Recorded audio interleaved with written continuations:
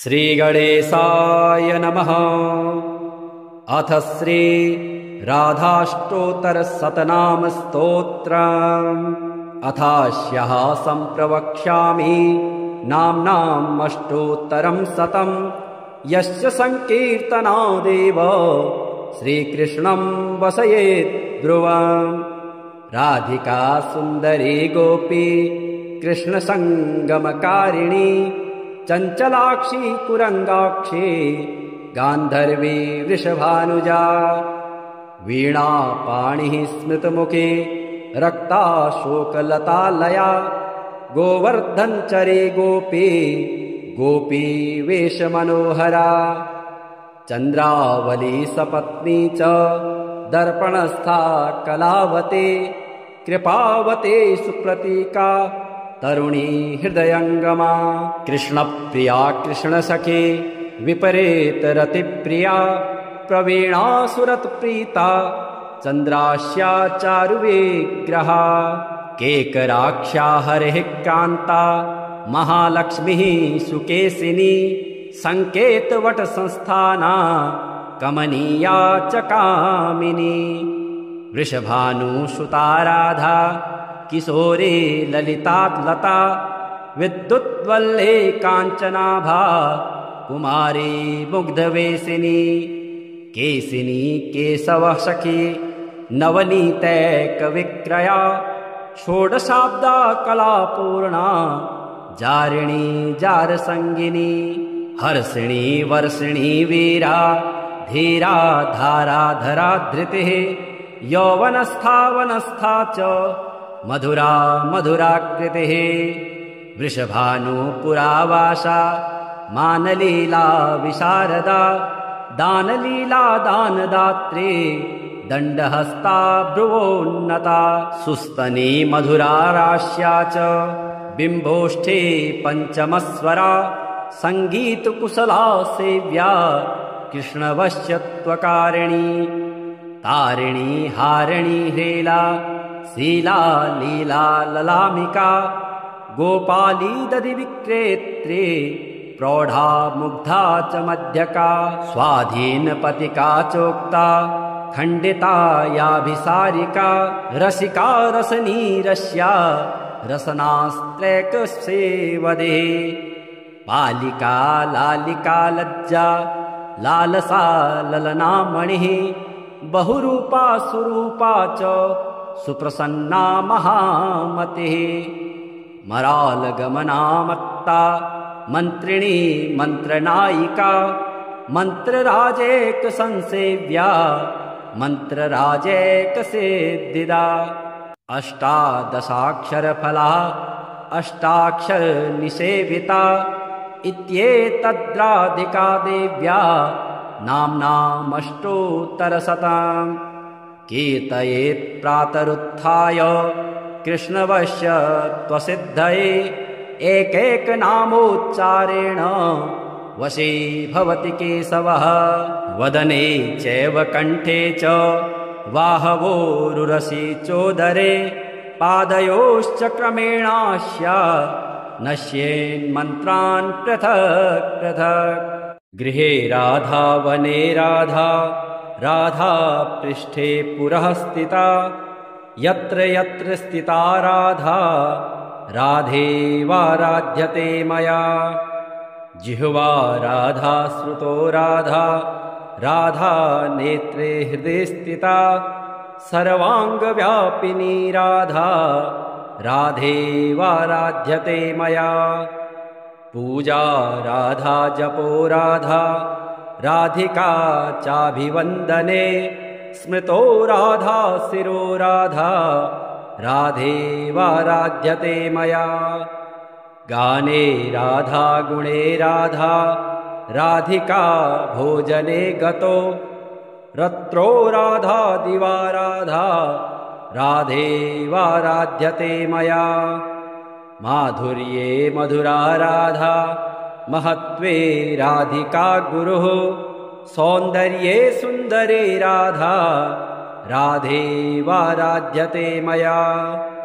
राधा रससुधा सिन्धु राधा सौभाग्यमञ्जरे राधा व्रजाङ्गना मुख्या राधेवाराध्यते मया राधा पद्मानना पद्मा पद्मोद्भव सुपूजिता पद्मे विवेचिता राधा राधेवाराध्यते मया राधा कृष्णात्मिका नित्यं कृष्णो राधात्मको ध्रुवं वृन्दावनेश्वरी राधा राधेवाराध्यते मया जिह्वाग्रे राधिका नाम नेत्राग्रे राधिका तनुः कर्णे च राधिका कीर्ति मानसे राधिका सदा कृष्णेन पठितं स्तोत्रं राधिका प्रियते परं यः पठेत् प्रयतो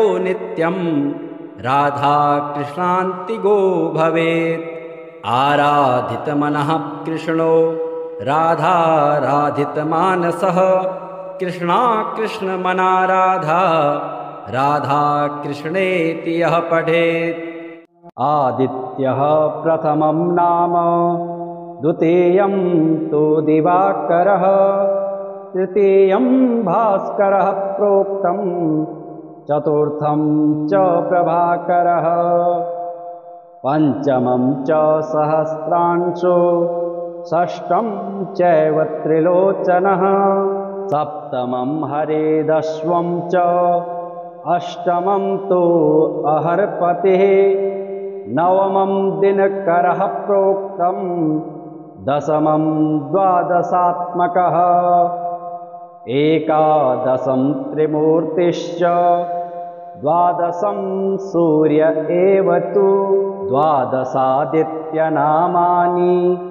प्रातः काले पठेन्नरः दुःस्वप्नो नश्यते तस्य सर्वदुःखं च नश्यते दद्रुकुष्ठहरं चैव दारिद्र्यं हरते ध्रुवं सर्वतीर्थकरं चैव सर्वकामफलप्रदम् यः पठेत् प्रातरुत्थाय भक्त्या स्तोत्रमिदं नरः मोक्षमायुस्तथारोग्यं लभते मोक्षमेव च ॐ आदित्याय नमः ॐ दिवाकराय नमः ॐ भास्कराय नमः ॐ प्रभाकराय नमः ॐ सहस्रांशवे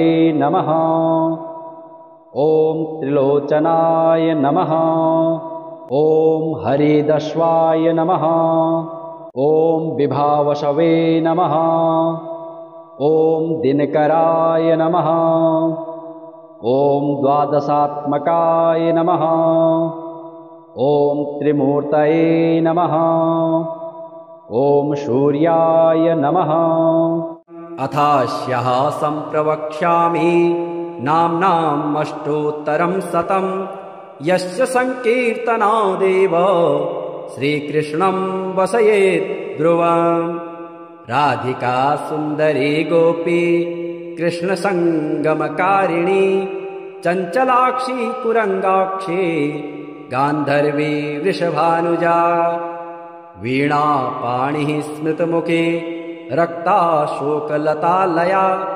गोवर्धनचरी गोपी गोपी वेशमनोहरा चन्द्रावली सपत्नी च दर्पणस्था कलावती कृपावती सुप्रतीका तरुणी हृदयङ्गमा कृष्णप्रिया कृष्णसखी विपरीतरतिप्रिया प्रवीणा सुरतप्रीता चन्द्रास्या चारुविग्रहा केकराक्षा हरिः कान्ता महालक्ष्मीः सुकेशिनी सङ्केतवटसंस्थाना कमनीया च कामिनी वृषभानुसुता राधा किशोरी ललितालता विद्युद्वल्ले काञ्चनाभा कुमारी मुग्धवेशिनी केशिनी केशवः सखी नवनीतैकविक्रया षोडशाब्दा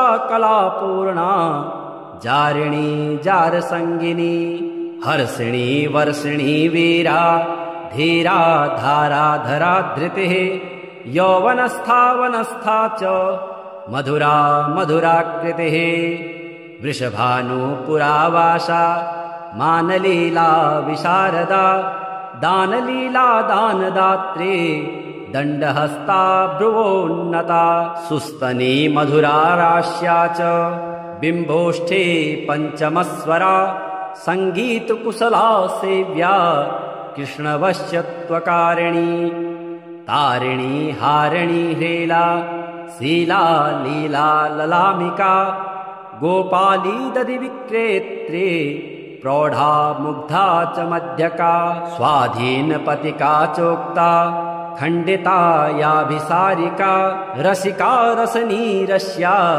रसनास्त्रैकसेवदे बालिका लालिका लज्जा लालसा ललनामणिः बहुरूपा सुरूपा च सुप्रसन्ना महामतिः मरालगमना मत्ता मन्त्रिणी मन्त्रनायिका मन्त्रराजेक संसेव्या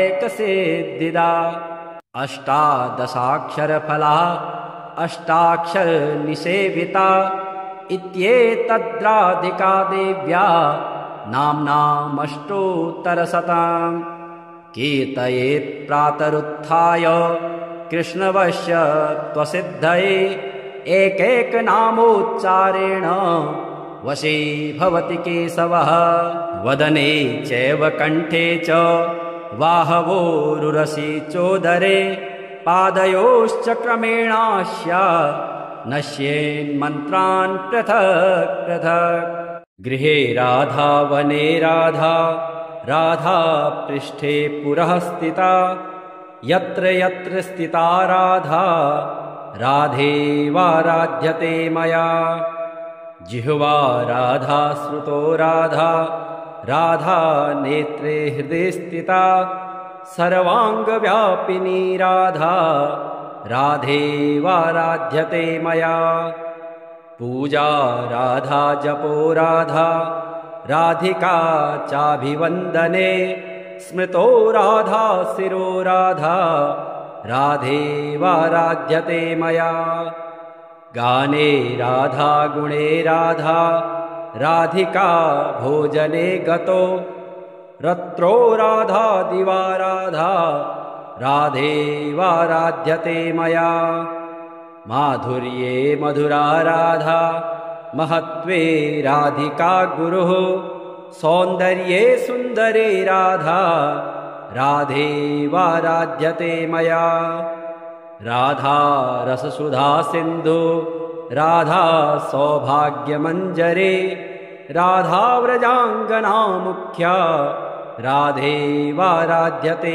मया राधा पद्मानना पद्मा पद्मोद्भवसुपूजिता पद्मे विवेचिता राधा राधेवाराध्यते मया राधा कृष्णात्मिका नित्यं कृष्णो राधात्मको ध्रुवं वृन्दावनेश्वरे राधा राधेवाराध्यते मया जिह्वाग्रे राधिका नाम नेत्राग्रे राधिका तनुः कर्णे च राधिका कीर्ति मानसे राधिका सदा कृष्णेन पठितं स्तोत्रं राधिका प्रियते परं यः पठेत् प्रयतो नित्यं राधा कृष्णान्तिगो भवेत् आराधितमनः कृष्णो राधाराधितमानसः कृष्णा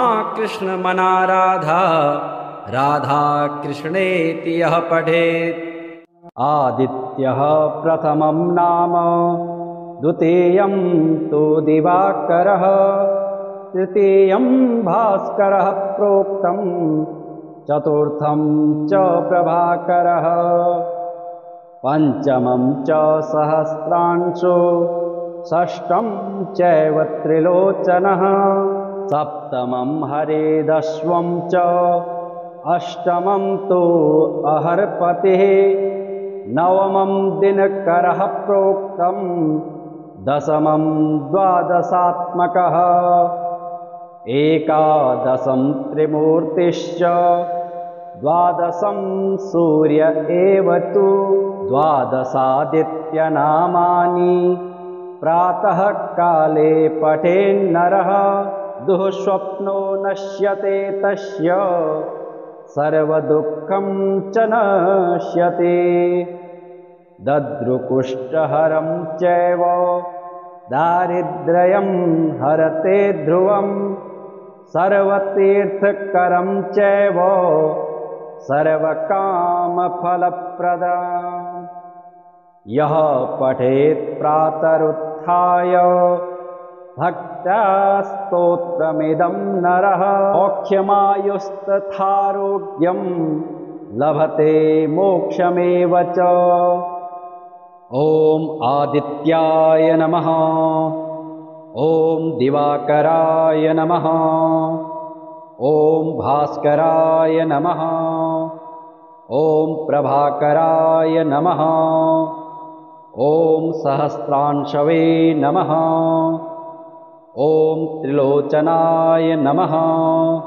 ॐ हरिदश्वाय नमः। ॐ विभावशवे नमः। ॐ दिनकराय नमः। ॐ द्वादशात्मकाय नमः। ॐ त्रिमूर्तये नमः। ॐ सूर्याय नमः। अथास्यः सम्प्रवक्ष्यामि नाम्नाम् अष्टोत्तरं शतं यस्य संकीर्तनादेव श्रीकृष्णं वसयेत् ध्रुवम् राधिका सुन्दरी गोपी कृष्णसङ्गमकारिणी चञ्चलाक्षी कुरङ्गाक्षी गान्धर्वी वृषभानुजा वीणापाणिः स्मृतमुखे रक्ताशोकलतालया गोवर्धनचरी गोपी गोपी वेशमनोहरा चन्द्रावली सपत्नी च दर्पणस्था कलावती कृपावती सुप्रतीका तरुणी हृदयङ्गमा कृष्णप्रिया कृष्णसखी विपरीतरतिप्रिया प्रवीणा सुरतप्रीता चन्द्रास्या चारुविग्रहा केकराक्षा हरिः कान्ता महालक्ष्मीः सुकेशिनी सङ्केतवटसंस्थाना कमनीया च कामिनी वृषभानुसुता राधा किशोरी ललितालता विद्युद्वल्ले काञ्चनाभा कुमारी मुग्धवेशिनी केशिनी केशवः सखी नवनीतैकविक्रया षोडशाब्दा कलापूर्णा जारिणी जारसंगिनी हर्षिणी वर्षिणी वीरा धीरा धाराधरा धृतिः यौवनस्था वनस्था च मधुरा मधुराकृतिः वृषभानुपुरावासा मानलीला विशारदा दानलीला दानदात्री दण्डहस्ता भ्रुवोन्नता सुस्तनी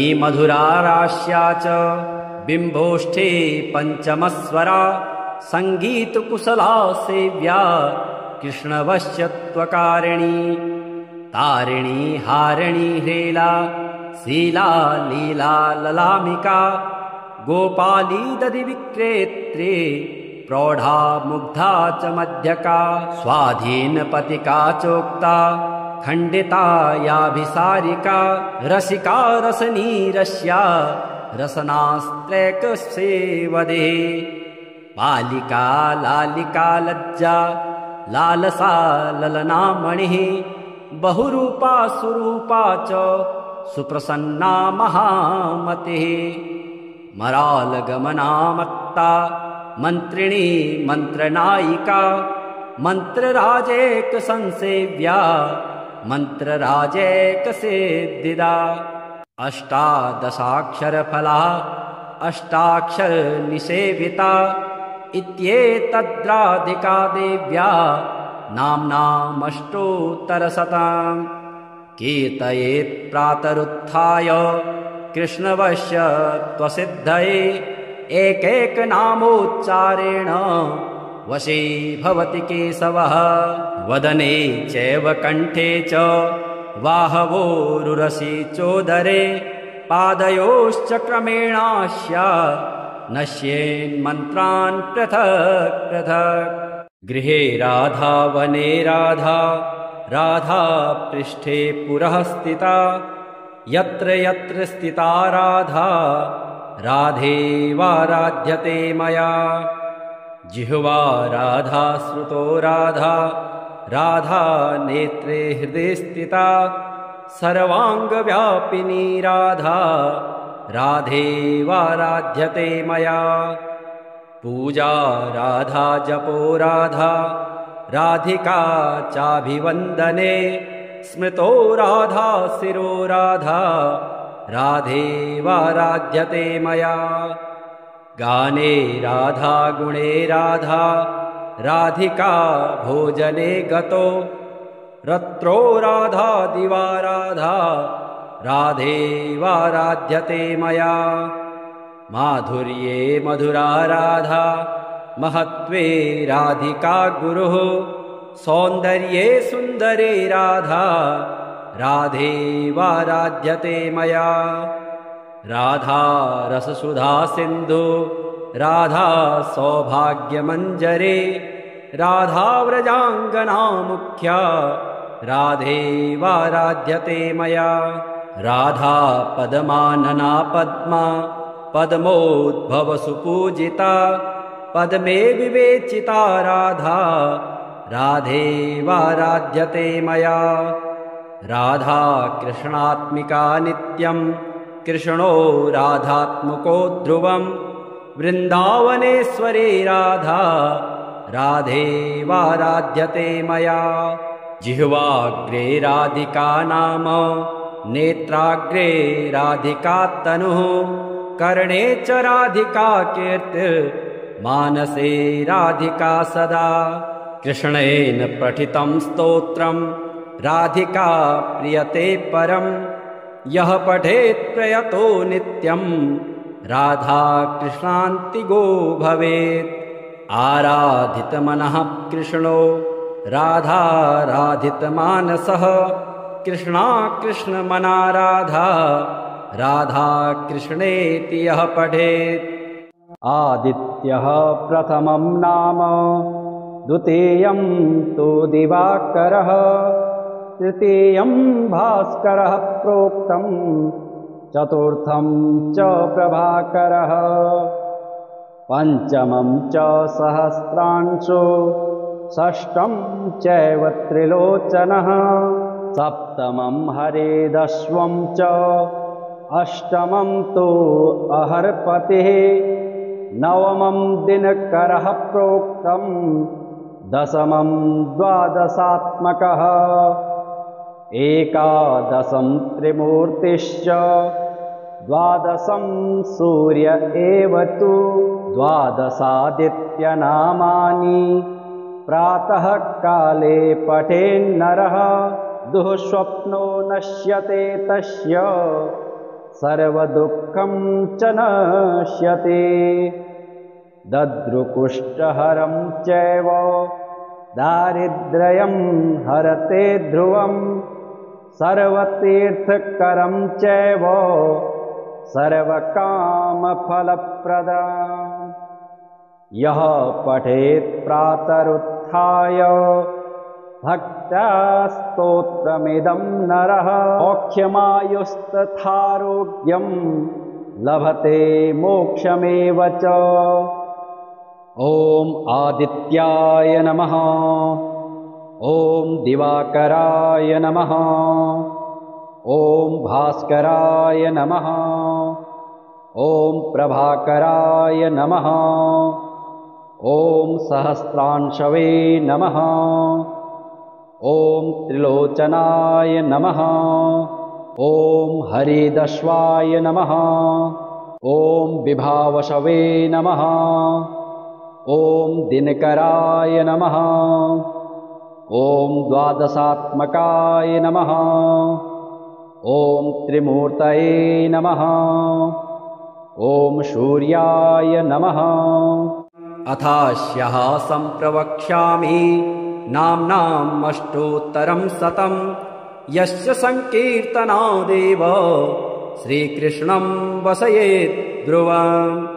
राधिका सुन्दरी गोपी कृष्णसङ्गमकारिणी चञ्चलाक्षी कुरङ्गाक्षी गान्धर्वी वृषभानुजा वीणापाणिः स्मृतमुखे रक्ताशोकलतालया गोवर्धनचरी गोपी गोपी वेशमनोहरा चन्द्रावली सपत्नी च दर्पणस्था कलावती कृपावती सुप्रतीका तरुणी हृदयङ्गमा कृष्णप्रिया कृष्णसखी विपरीतरतिप्रिया प्रवीणा सुरतप्रीता चन्द्रास्या चारुविग्रहा केकराक्षा हरिः कान्ता महालक्ष्मीः सुकेशिनी सङ्केतवटसंस्थाना कमनीया च कामिनी वृषभानुसुता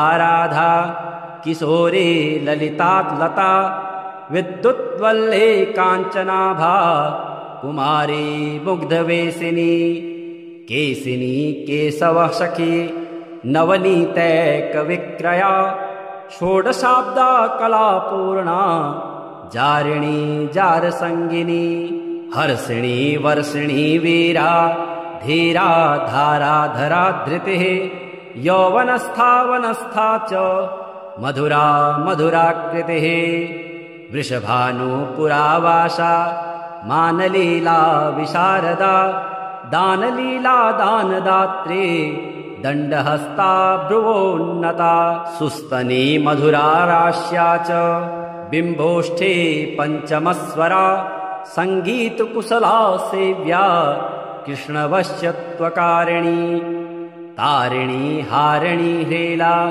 शीला लीला ललामिका गोपाली दधिविक्रेत्री प्रौढा मुग्धा च मध्यका स्वाधीनपतिका चोक्ता खण्डिता याभिसारिका रसिका रसनीरस्या रसनास्त्रैकसेवदे बालिका लालिका लज्जा लालसा ललनामणिः बहुरूपा सुरूपा च सुप्रसन्ना महामतिः मरालगमना मत्ता मन्त्रिणी मन्त्रनायिका मन्त्रराजेक संसेव्या मन्त्रराजेक सेद्दिदा अष्टादशाक्षरफला अष्टाक्षर निषेविता इत्येतद्राधिका देव्या नाम्नामष्टोत्तरशतम् कीर्तयेत् प्रातरुत्थाय कृष्णवश्यत्वसिद्धये एकैकनामोच्चारेण वशी भवति केशवः वदने चैव कण्ठे च वाहवोरुरसि चोदरे पादयोश्च क्रमेणास्या नश्येन्मन्त्रान् पृथक् पृथक् गृहे राधा वने राधा राधा पृष्ठे पुरः स्थिता यत्र यत्र स्थिता राधा राधेवाराध्यते मया जिह्वा राधा श्रुतो राधा राधा नेत्रे हृदये स्थिता सर्वाङ्गव्यापिनी राधा राधेवाराध्यते मया पूजा राधा जपो राधा राधिका चाभिवन्दने स्मृतो राधा शिरो राधा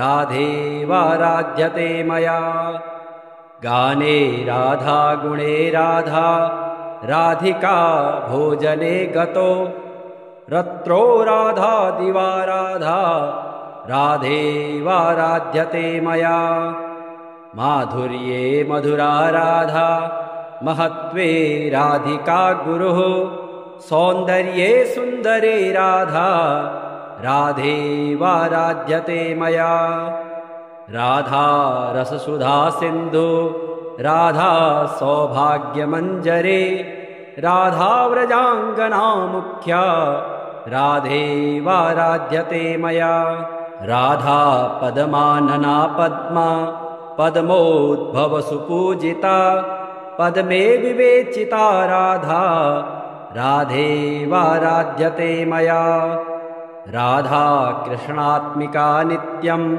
कृष्णो राधात्मको ध्रुवं वृन्दावनेश्वरी राधा राधेवाराध्यते मया जिह्वाग्रे राधिका नाम नेत्राग्रे राधिका तनुः कर्णे च राधिका कीर्ति मानसे राधिका सदा कृष्णेन पठितं स्तोत्रं राधिका प्रियते परं यः पठेत् प्रयतो नित्यं राधा कृष्णान्तिगो भवेत् आराधितमनः कृष्णो राधाराधितमानसः कृष्णा कृष्णमना राधा राधा कृष्णेति यः पठेत् आदित्यः प्रथमं नाम द्वितीयं तु दिवाकरः तृतीयं भास्करः प्रोक्तं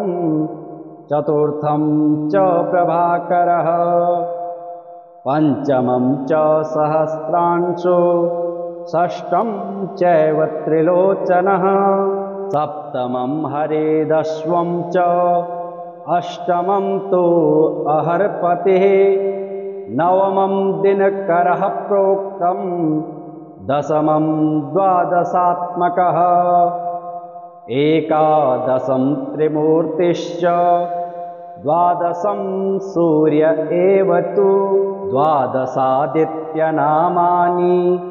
प्रातः काले पठेन्नरः दुःस्वप्नो नश्यते तस्य सर्वदुःखं च नश्यते दद्रुकुष्ठहरं चैव दारिद्र्यं हरते ध्रुवं सर्वतीर्थकरं चैव सर्वकामफलप्रदम् यः पठेत् प्रातरुत्थाय भक्त्या स्तोत्रमिदं नरः मोक्षमायुस्तथारोग्यं लभते मोक्षमेव च ॐ आदित्याय नमः ॐ दिवाकराय नमः ॐ भास्कराय नमः ॐ प्रभाकराय नमः ॐ सहस्रांशवे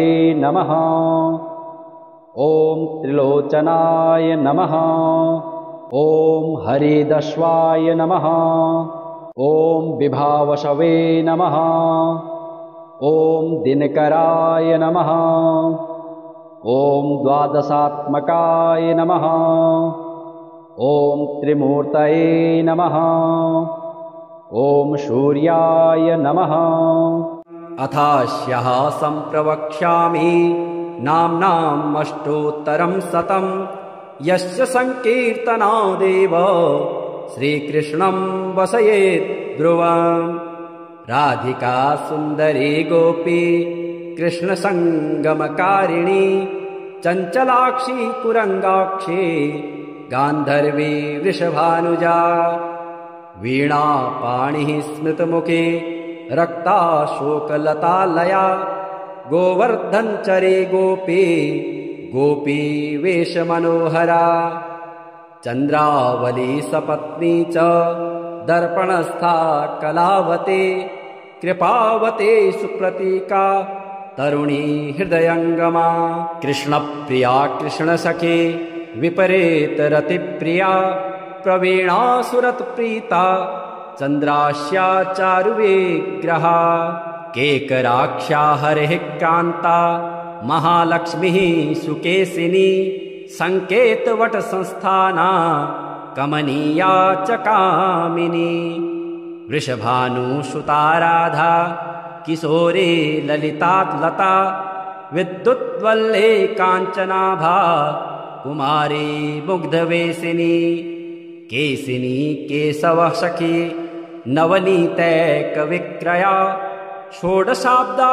कलापूर्णा जारिणी जारसंगिनी हर्षिणी वर्षिणी वीरा धीरा धाराधरा धृतिः यौवनस्था वनस्था च मधुरा मधुराकृतिः वृषभानुपुरावासा मानलीला विशारदा दानलीला दानदात्री दण्डहस्ता भ्रुवोन्नता सुस्तनी मधुरा राश्या च बिम्बोष्ठे पञ्चमस्वरा सङ्गीतकुशला सेव्या कृष्णवश्यत्वकारिणी तारिणी हारिणी ह्रीला शीला लीला ललामिका गोपाली दधिविक्रेत्री प्रौढा मुग्धा च मध्यका स्वाधीनपतिका चोक्ता खण्डिता याभिसारिका रसिका रसनीरस्या रसनास्त्रैकसेवदे बालिका लालिका लज्जा लालसा ललनामणिः बहुरूपा सुरूपा च सुप्रसन्ना महामतिः मरालगमना मत्ता मन्त्रिणी मन्त्रनायिका मन्त्रराजेकसंसेव्या मन्त्रराजेकसेद्दिदा अष्टादशाक्षरफला अष्टाक्षरनिसेविता इत्येतद्राधिका देव्या नाम्नामष्टोत्तरशतम् कीर्तयेत् प्रातरुत्थाय कृष्णवश्यत्वसिद्धये एकैकनामोच्चारेण वशी भवति केशवः वदने चैव कण्ठे च वाहवोरुरसि चोदरे पादयोश्च क्रमेणास्या